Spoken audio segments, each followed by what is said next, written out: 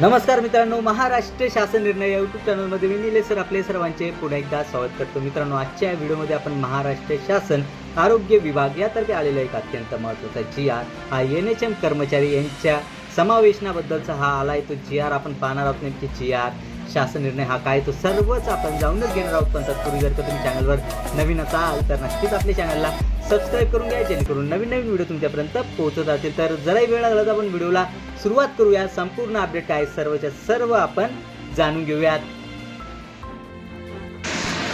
राष्ट्रीय आरोग्य अभियानाअंतर्गत राज्यातील कार्यरत कंत्राटी कर्मचाऱ्यांपैकी 10 वर्षे व त्यापेक्षा जास्त सेवा झालेल्या कंत्राटी कर्मचाऱ्यांकरिता अधिसंख्य पदे निर्माण करून आवश्यक खर्चास मान्यता देण्याबाबत म्हणजेच मित्रांनो, आपण या ठिकाणी पाहू शकता की राष्ट्रीय आरोग्य अभियान अंतर्गत म्हणजेच की NHM अंतर्गत राज्यातील जे काही कार्यरत असलेले जे काही कंत्राटी कर्मचारी आहेत त्यांच्यापैकी 10 वर्ष तसेच त्यापेक्षा जास्त सेवा झालेले जे काही कंत्राटी कर्मचारी आहेत त्यांच्याकरिता अधिसंख्य पदे निर्माण करून आवश्यक खर्चास ही मान्यता देण्याबाबतचा हा जो काही आहे तो अत्यंत महत्त्वाचा GR आहे। नेमकी त्यामध्ये अटी या काय असणार आहेत ते समोर आपण पाहणार आहोत। आपण या ठिकाणी पाहू शकता की महाराष्ट्र शासन सार्वजनिक आरोग्य विभाग यातर्फेचा हा जो काही आहे तो अत्यंत महत्त्वाचा GR शासन निर्णय हा आला आहे। आपण या ठिकाणी शासन निर्णय क्रमांक पाहू शकता की NHM 1125/प्रत क्रमांक 455/NHM E 13/20/925 असा आहे। आपण या ठिकाणी दिनांक पाहू शकता की दिनांक 30 जून 2026 म्हणजे की आज आणि आत्ताचा आलेला हा अत्यंत महत्त्वाचा GR शासन निर्णय आहे आणि लगेच मी तुमच्यापर्यंत हा पोहोचवत आहे। चला तर जराही वेळ लागला तर आपण याबद्दलची संपूर्ण अपडेट काय सर्वचे सर्व आपण जाणून घेऊयात। मित्रांनो, व्हिडिओमध्ये समोर जाण्याअगोदर मी तुम्हाला सांगू इच्छितो की या GRची जी काही PDF असणार आहे ती व्हिडिओच्या खाली डिस्क्रिप्शन बॉक्समध्ये मी आपल्या टेलिग्राम चॅनलची लिंक दिली आहे, त्यातून तुम्ही डाउनलोड करू शकता। मित्रांनो, हा जो काही GR आहे तो तुम्ही डाउनलोड करून सेव्ह करून ठेवा किंवा आपल्या टेलिग्राम चॅनलला जॉईन व्हा, जेणेकरून हा जो काही GR आहे तुमच्यापर्यंत नेहमीसाठीचा राहील।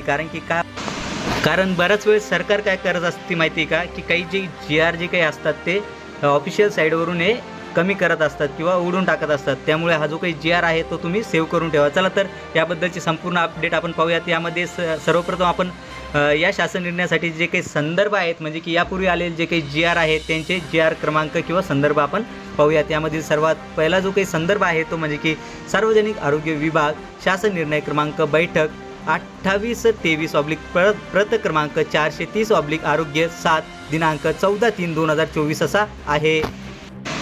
यानंतरील दुसऱ्या क्रमांकाचा जो काही संदर्भ आहे तो आपण या ठिकाणी पाहू शकता की शासन निर्णय समक्रमांकाचा बैठक क्रमांक 11/25/प्रत क्रमांक 455/NHM दिनांक 4/11/2025 असा आहे।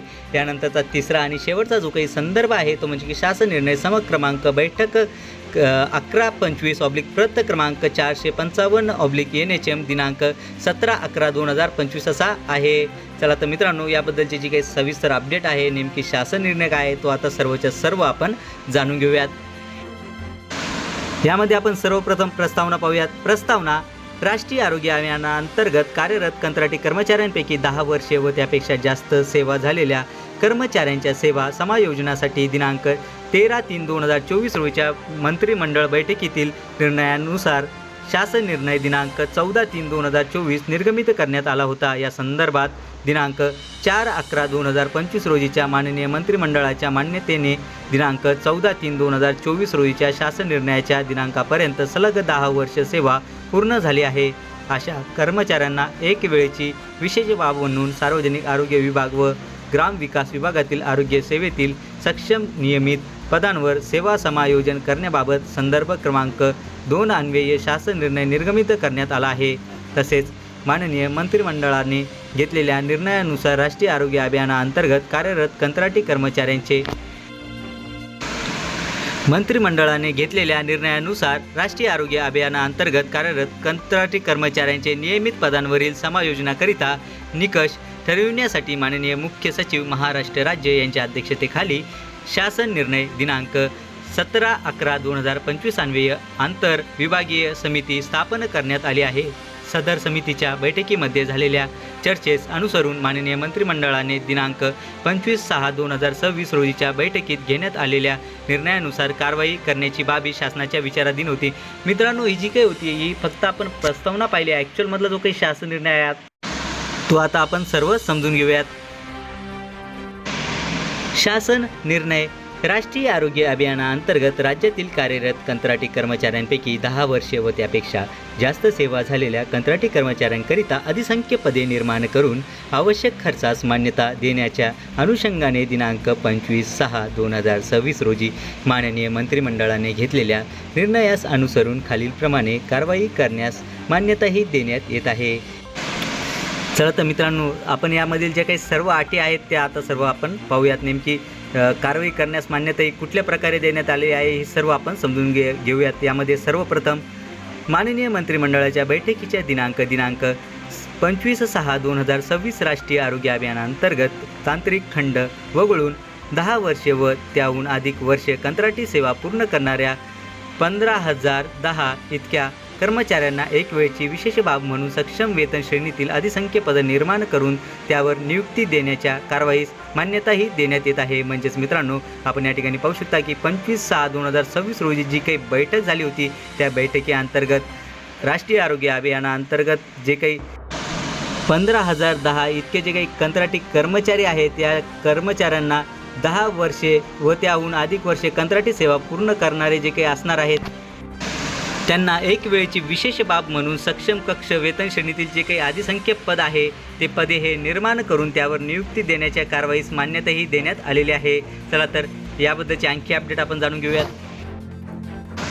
तसेच राष्ट्रीय आरोग्य अभियानाअंतर्गत कार्यरत असलेल्या कंत्राटी कर्मचाऱ्यांकरिता ते सध्या कार्यरत असलेल्या कंत्राटी पदाची सद्यस्थितीत सार्वजनिक आरोग्य व ग्रामविकास विभागात उपलब्ध नियमित मंजूर पदांशी सक्षमता निश्चित करून संबंधित वेतन श्रेणी निश्चित करण्याबाबत सार्वजनिक आरोग्य विभागाने वित्त विभागास प्रस्ताव सादर करून आवश्यक मान्यता घेण्यास मान्यता देण्यात येत आहे.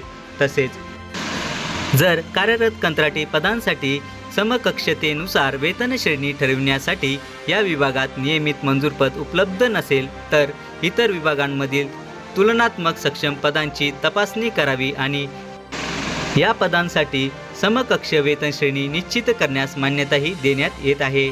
तसेच यानंतर सदर कारवाई करताना सदर कंत्राटी पदाच्या कामाचे स्वरूप, कर्तव्य व जबाबदाऱ्या, मानधनाची रक्कम व शासनातील समकक्ष नियमित पदाचे सेवा प्रवेश, नियमित शैक्षणिक व इतर अर्हता, कर्तव्य व जबाबदाऱ्या या बाबी लक्षात घेऊन कंत्राटी पदाची सक्षम वेतन श्रेणी निश्चित करण्याबाबत सार्वजनिक आरोग्य विभागाने वित्त विभागास प्रस्ताव सादर करून आवश्यक मान्यता घेण्यास मंजुरीही देण्यात आलेली आहे.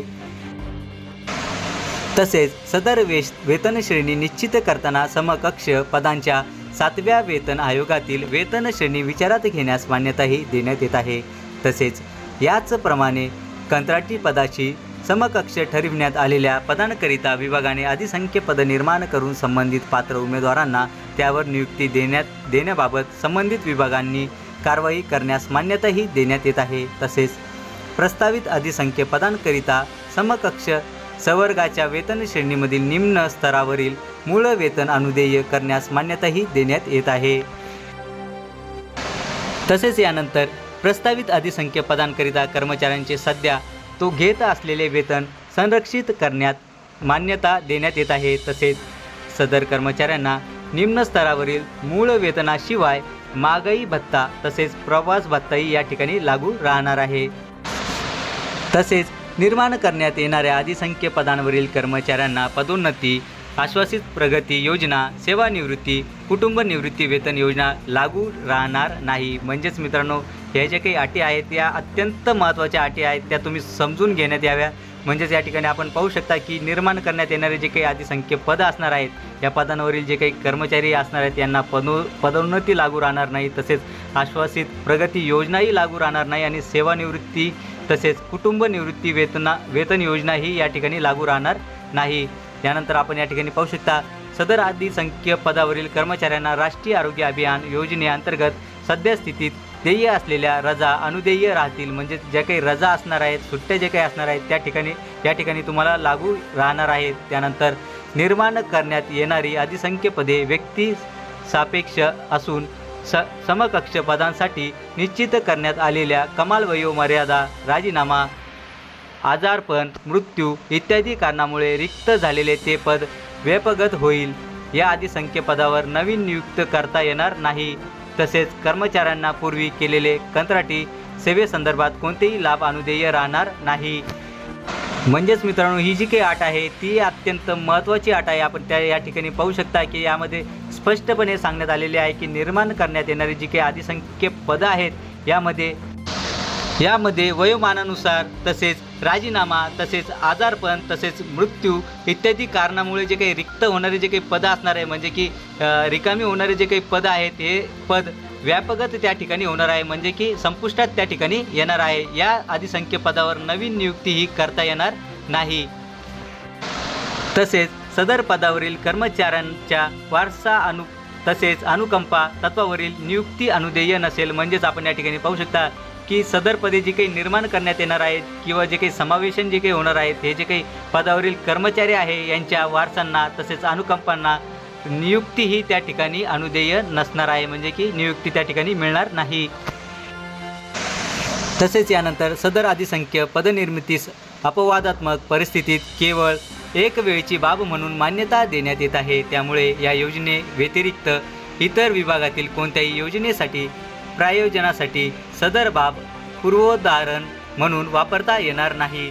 तसेच अधिसंख्य पद निर्माण करण्याबाबत व त्यांना द्यावयाचे वेतन भत्ते याबाबत वित्त विभागाच्या सहमतीने निर्णय घेण्यात येईल. तसेच सदर कंत्राटी कर्मचारी कार्यरत असेपर्यंत सदर अधिसंख्य पद अस्तित्वात राहील. त्यानंतर ते आपोआप व्यापगत होईल. या कंत्राटी कर्मचाऱ्यांच्या अधिसंख्य पदावर सेवेची कमाल वयोमर्यादा 58 इतकी निश्चित करण्यात येत आहे. त्या अनुषंगाने काही विशिष्ट पदांकरिता सदर कमाल वयोमर्यादेसंदर्भात बाबी उद्भवत असल्यास वित्त विभागाच्या सहमतीने याबाबत निर्णय घेण्यात यावा. म्हणजेच मित्रांनो, आपण या ठिकाणी पाहू शकता ही जी काही अट आहे, निर्णय आहे 16व्या क्रमांकाचा, तो म्हणजे की आपण या ठिकाणी पाहू शकता की जे काही कर्मचारी आहेत यांचे जास्तीत जास्त वयोमर्यादा जी काय आहे, म्हणजे की कमाल वयोमर्यादा जी काय आहे ती 58 इतकी निश्चित ही करण्यात आलेली आहे. चला तर यानंतरची अट ही आपण पाहूयात. यानंतरची जी काही अट आहे ती म्हणजे की सदर प्रकरणी निर्माण करण्यात आलेले अधिसंख्य पद माननीय मंत्रिमंडळाच्या बैठकीच्या दिनांकापासून अस्तित्वात येईल. पूर्वलक्षी प्रभावाने अधिसंख्य पद निर्मिती करण्यात येणार नाही. तसेच अशा प्रकारे कंत्राटी नियुक्ती नियमितकरणाची प्रकरणे उद्भवू नये म्हणून यापुढे राष्ट्रीय आरोग्य अभियानातील मनुष्यबळाचा सेवा या केवळ बाह्य स्रोताद्वारे सेवा कराराने म्हणजेच की सर्व्हिस कॉन्ट्रॅक्ट घेण्यात याव्यात.